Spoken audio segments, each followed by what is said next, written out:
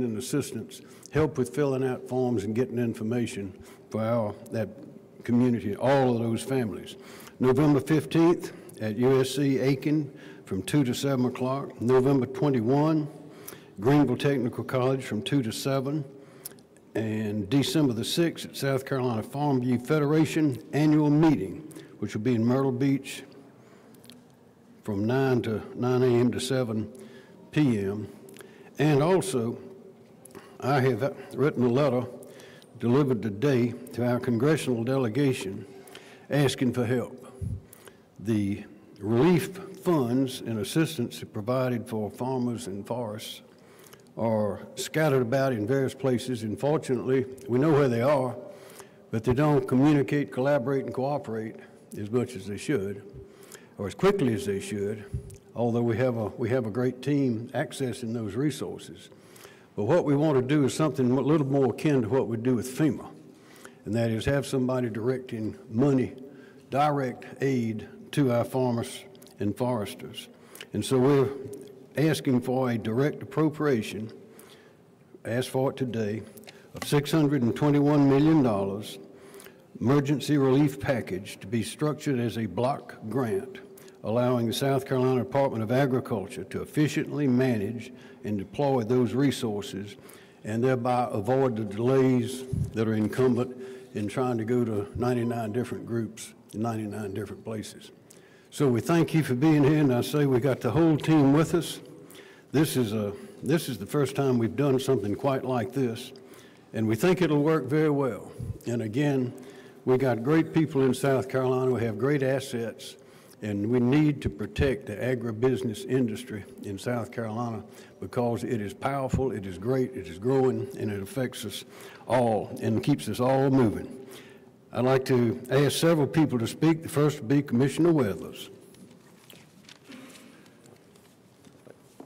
Thank you, Governor. And on behalf of agriculture in South Carolina, I just want to thank you for your leadership to put these farm and forestry resource centers together. Just your leadership has always been there for agriculture. Requesting the funds to help South Carolina farmers is a great step. Bringing it to the Department of Agriculture, I'll take you back 9 years when we had the first flood of the century. Didn't we have 2 in a row? The legislature that was passed to give farmers some help, those dollars came to the responsibility of the Department of Agriculture to disperse them. So that was done in less than 4 months' time. At that time, it was the crop losses were 300 and something million, and as we'll talk here, these losses are greater than that. But thank you for your leadership, Governor McMaster. We are here because of Hurricane Helene, but 2024 has been a challenging year for South Carolina farmers with the disasters. We all recall the drought in July. That impact was over $31 million for farmers and their crops. Tropical Storm Debbie in August had $133 million of crop and livestock loss with just under $5 million in infrastructure. And then along comes Helene with $65 million in crop and livestock loss and $193 million in infrastructure loss. And thanks to Clemson University for helping us pull those numbers together. And these are direct crop values. This is not the impact on South Carolina's economy, which will be much greater than that because, as the governor said, agribusiness is our state's largest industry, and when the production of crops is diminished, then it impacts those economies as well. As the governor has already indicated, we will request the funding assistance from Washington. We have been in conversations with our delegation members as well as folks at USDA to talk about the process, really to identify gaps in the current program and portfolio of programs. So we want to make sure, for example, let's take pecan farmers, their trees could be covered. The crop that they lost is covered, but the income that they'll miss for 5 to 6 years while those trees come back into production. There's not a coverage for that. So those types of gaps we want to address. Tell you, while we here almost 2 months later, you know, it's hard to get farmers to stop repairing what they've had damaged to tell us what got damaged. So, you know, as we were making those phone calls, more than one farmer said to us, if I qualify for $1, send it to my neighbor in North Carolina. So that's the type of folks that we get to deal with, and that is the backbone of South Carolina's agricultural economy. So those losses add up to, as the governor said, $621 million. I think Forester Phillips will speak to the timber portion of that and the impact on the forestry industry. Good afternoon. I'm Scott Phillips, State Forester, Director of the South Carolina Forestry Commission. I want to echo Hugh's comments. The governor is a fantastic leader and always leads out on agribusiness, which includes agriculture and forestry. He's always been such a great supporter of that, especially in times of disaster like this. And right now, we're at a point of crisis in the state of South Carolina after these storms and all the different things that have hit our state this year. Within forestry, we've had a terrible last 24 months. We've had 3 pulp mills closed here within the state of South Carolina. That's reduced markets quite substantially. Several other sawmills have closed within the state. A lot of that's due to economic conditions and other factors that are out there, but that's being exacerbated by Hurricane Helene and the damage we just suffered basically from Aiken through the upstate into North Carolina. Over 210,000 acres of forests were damaged by Hurricane Helene here within our state. 78% of that land that was damaged belongs to private individuals, people like you and me that own that land. And Commissioner Weathers mentioned gaps. When you start looking at forest landowners and forest-based businesses here within the state of South Carolina and nationally, they don't have the same safety gaps. They don't have crop insurance like Commissioner Weathers was talking about that helps cover some of those losses for farmers. Forest landowners don't have that. Their only opportunity is to take a tax deduction under casualty laws. And they can only take that deduction if they have a basis. And those bases are usually already used up for those landowners, and so it's just a direct loss to those landowners. When that timber breaks and hits the ground, timber that was worth $40 a ton yesterday, today's worth $5 a ton, if they can get it salvaged. And as I said before, the mill closures that we have in our state are exacerbating the situation. Much less of the timber that's on the ground will be salvaged this time because of the market conditions here within our state. Overall, $194 million impact to forestry in the state of South Carolina. $83 million of that is direct timber losses for landowners. $51 million of that is impacts to forest-based businesses like our loggers. Our loggers are another segment of our economy we really need to be thinking about right now, and they don't have safety measures. They work from paycheck to paycheck, week to week to cover the cost. You know, you're looking at most loggers to set up a first business is a $5 million investment to establish that business, and most of that is very intensive capital costs, and they've got to work very hard, long hours each week to be able to cover the payments on that equipment. And on average during Helene, those businesses weren't able to work for 2.5 days. That doesn't sound like a whole lot, but when you start looking at it, it's about 1% of their total output for the year in those 2.5 days. Some of those businesses couldn't operate for 10+ days because roads were closed, mills were closed because of power outages. And so I'm very appreciative of Governor McMaster's leadership in seeking gap funding to assist forest landowners. Our forest-based businesses, logging businesses is one of those types of businesses here within the state of South Carolina to help cover that loss in revenue that they saw during that period of time. We haven't done this in South Carolina before, and I greatly appreciate your leadership, Governor, on that front. You know, and we'll support you any way we can as we go through that. So I'll stop my comments there. Thank you. Thank you very much. Federal Administrator, Brett Howard. Thank you, sir. Appreciate the promotion there. Good afternoon. I'm Brett Howard. I'm the Federal Coordinating Officer here for Hurricane Helene for South Carolina, and it's my pleasure and my team's honor to work side by side with the state, with the governor, in helping, and all the leaders that are here in helping South Carolina recover for the devastation left by Hurricane Helene. And you've heard from the first two speakers that the governor's leadership. I've been here since the storm hit, and I've witnessed it firsthand. And many of you that have been part of the media that have covered the governor's press conferences has heard me say that before. But on the forestry piece and the farm piece, we were what, maybe 2 weeks into response, maybe shorter than that, but somewhere around the 2-week mark, the governor started calculating it. This is really impacting our farmers. We got to figure out what we're going to do. And so his leadership really started early in this. He recognized it right off, and so, my hats are off to that. At FEMA, and we really understand the importance of the agriculture community in this region. It is the lifeblood of this state. It's the lifeblood of our nation. If farmers don't work, we don't eat. It's that simple. And I'm excited to be part of this effort. I grew up in Alabama. I grew up on a farm. My father farmed. My wife is the third generation farmer. Her father farmed, and grandfather, and a great-grandfather. And so I understand, I do, and I've been out and I've met with farmers here, and I've seen the impacts. I've seen the devastation, and I'm gonna get this right, Governor, pecan farmers. We call them pecans in Alabama, but I have been educated in South Carolina, they're pecans.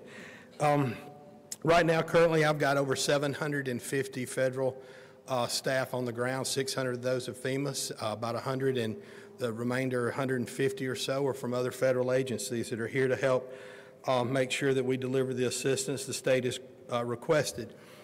And I'm going to say something here. My role as a federal coordinator, even though I've got a FEMA badge on here, I'm appointed as the federal coordinating officer, which means I coordinate the federal government's response and recovery to a disaster. So I can bring in, and I have the authority to bring in other federal agencies to act, and I can coordinate what they do and operate within this disaster. Some come under their own authorities. Some we request to bring in and coordinate in special incidents like this and setting up these farm recovery offices. So in my capacity, I'm able to call upon the USDA, and they're more than willing partner to come in and help and build out these recovery centers. And I do, and I told the governor early on that I understand that the FEMA programs are not necessarily responsive in all the aspects for our farmers and our timber industry and agriculture in general. Ours are set up really to help the farmers with their house. We don't have anything to do with crop insurance or fixing, paying for a tractor or fence or a grain silo or anything like that, but our federal partners do.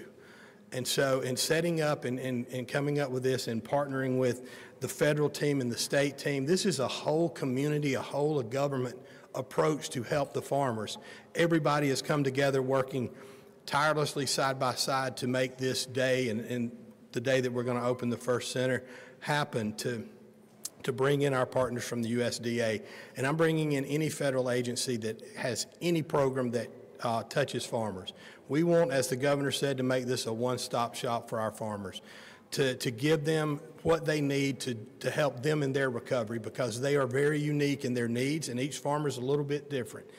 And we understand that, and so we want to meet them, be able to talk to them face-to-face, be able to sit down and give them the paperwork, show them what they need to do and how they need to do to help them economically recover from this devastating disaster. And you've heard the numbers here, and they're tremendously large. And they talk about the gaps. These are generational gaps in some of this. The timber industry, the pecan industry, those trees those pecan trees that were lost were 40 and 70 years old.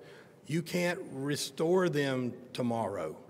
So this is a generation. Some of these farmers, this was their children's livelihood that are going to be coming up. So this is a generational thing to keep this going and to rebuild this. And so in closing, I am pleased to know that South Carolina, I want y'all to know that South Carolina is a priority for FEMA, the federal government, and our federal partners, and you have FEMA's commitment and my personal commitment and my team's commitment that we will be here as long as it takes to get this community back on its feet and going again. And thank you, Governor McMaster, for the invitation to join you here today for this announcement. Thank you all. Ms. Funderburg.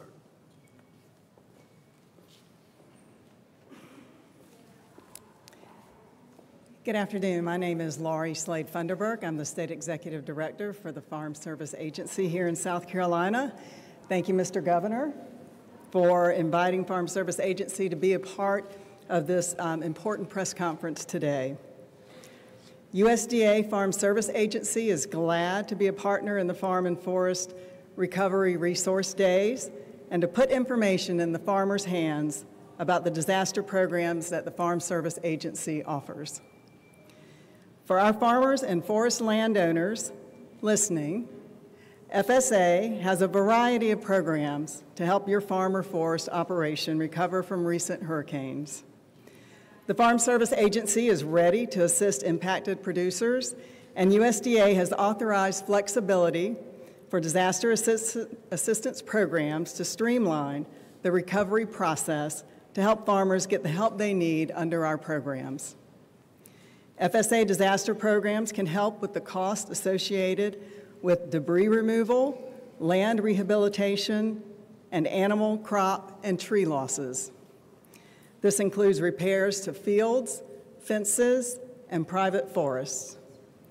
For the farmers impacted by yesterday's rain and flooding in Orangeburg and surrounding areas, I have already received assurance that from the national office that this assistance will also be available to you.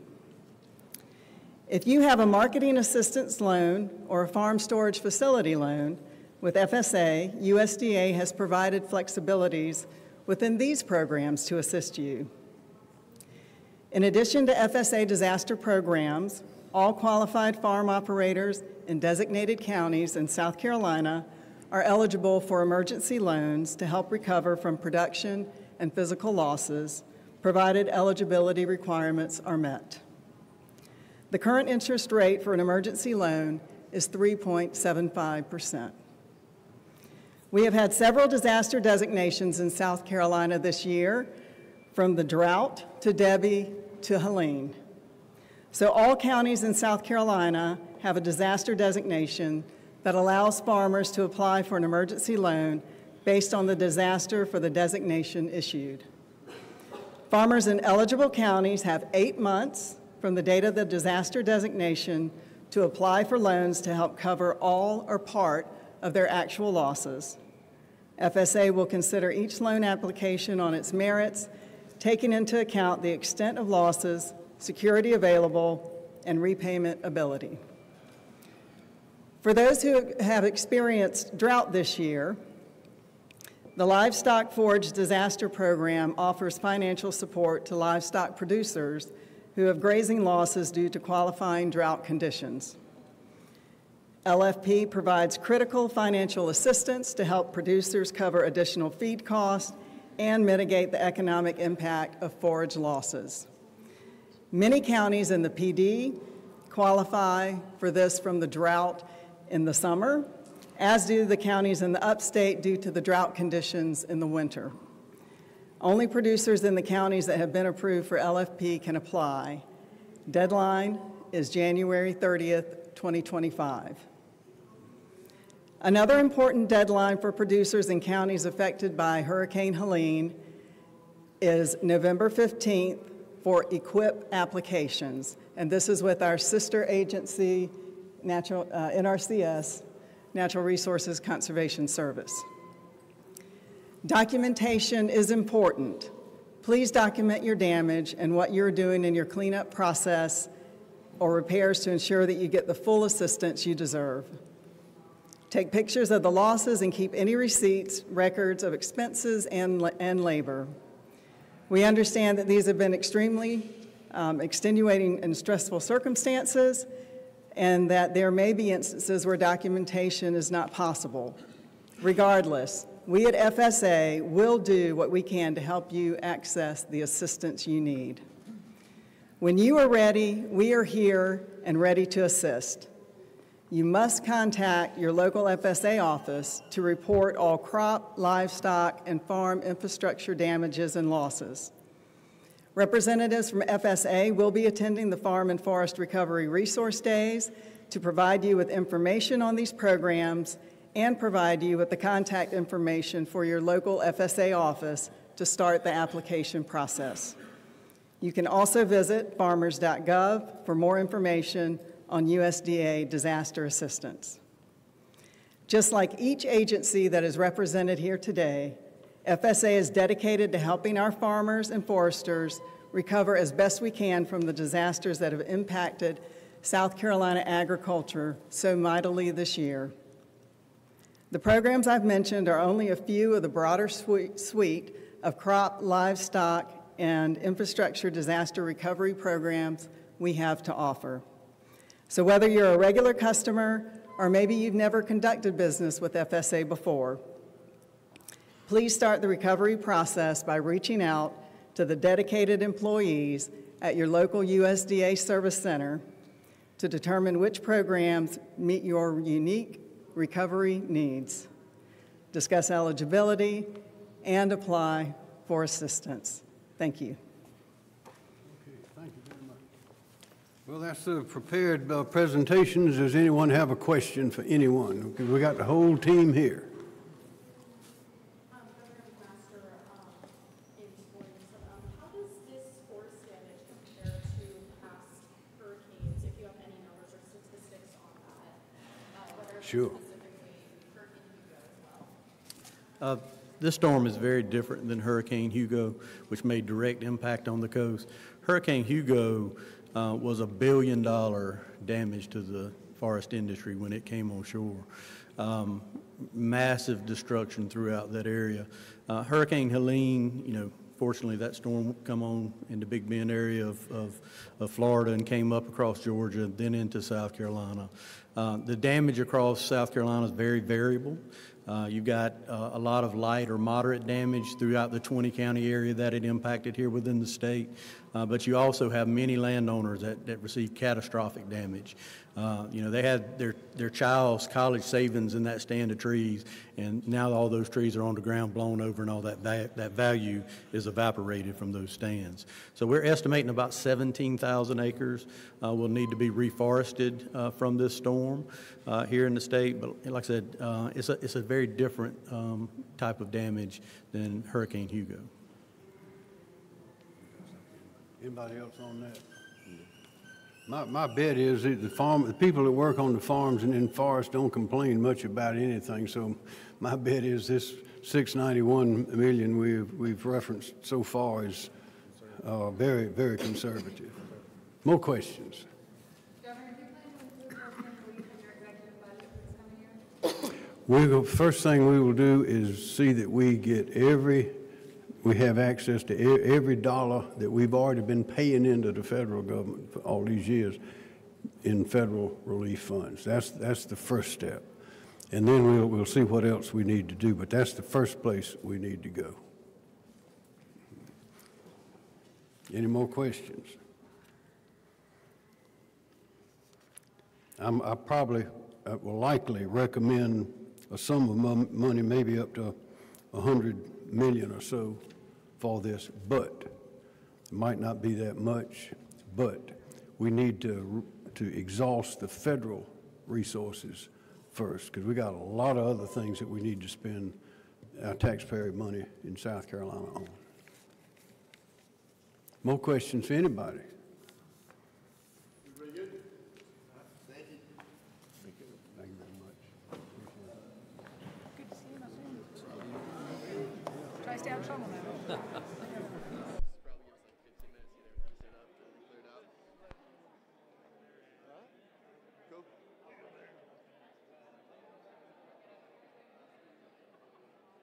And all Orangeburg related? Nothing other than Orangeburg? Oh, cool. Awesome. Yes, sir. Enjoy the weekend. No. Just let me know if anybody has anything other than